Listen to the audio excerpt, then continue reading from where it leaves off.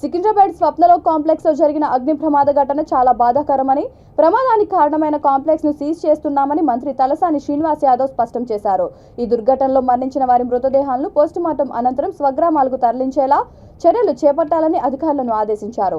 గాంధీ హాస్పిటల్లో మృతుల కుటుంబ సభ్యులను హోంమంత్రి మహమ్మద్ అలీతో కలిసి ఆయన పరామర్శించారు.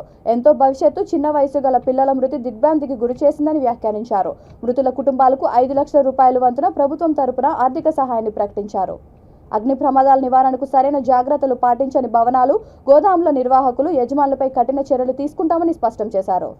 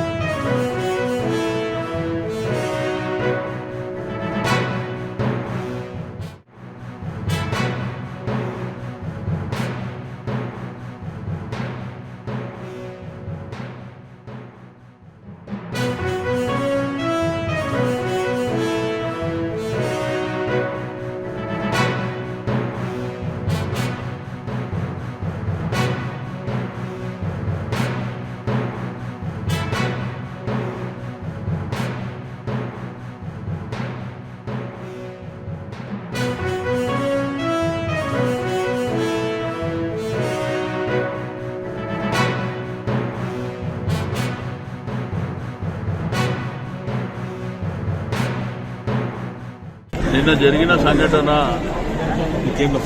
స్వప్నంలో కాంప్లెక్స్ జరిగిన సంఘటన బాధాకరమైనటువంటి విషయం. 6 మంది యంగ్స్టర్స్ అంతా 22-23 సంవత్సరాల క్యూనెట్ అని చెప్పేసి ఒక ప్రైవేట్ ఆర్గనైజేషన్లో పనిచేస్తున్నటువంటి వాళ్ళు. సరే, దాన్ని కూడా పెద్ద మోసం ఉందని చెప్తున్నారు. రెండోది ఆ బిల్డింగ్ షార్ట్ సర్క్యూట్ కావడం మూలాన జరిగినటువంటి ప్రమాదం. రెండోది ఫైర్ సర్వీసెస్ అధికారులు కానీ, ఈవీడీఎం అధికారులు కానీ, పోలీసు కానీ ఎంత ప్రయత్నం చేశారో మీ మీడియా సమక్షంలో మీరు చూసారు.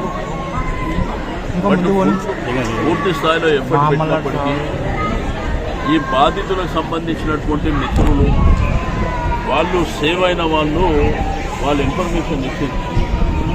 ఇంకా ఒక 11 మంది ఉన్నారు అని నా కళ్ళ ముంగటనే ఒక 6 మంది సేవ్ అయ్యారు. ఒక పిల్లోడు బాగా ఏడుస్తుంటూ, సార్ కొంత ఆక్సిజన్ కావాలి, ఒక 5 మంది ఒక రూమ్లో పోయి తలుపులు వేసుకున్నారు అని చెప్పి. అయితే మరి అది ఎట్లా అనంటే దాన్ని బ్రేక్ చేయాలి. మనకు అక్కడ ఐరన్ రాడ్స్ గిట్లా ఉన్నాయంటే నేను ఇమీడియట్ అధికారులతో మాట్లాడి ఆ మెటీరియల్ అవన్నీ ఇచ్చి పంపించాను.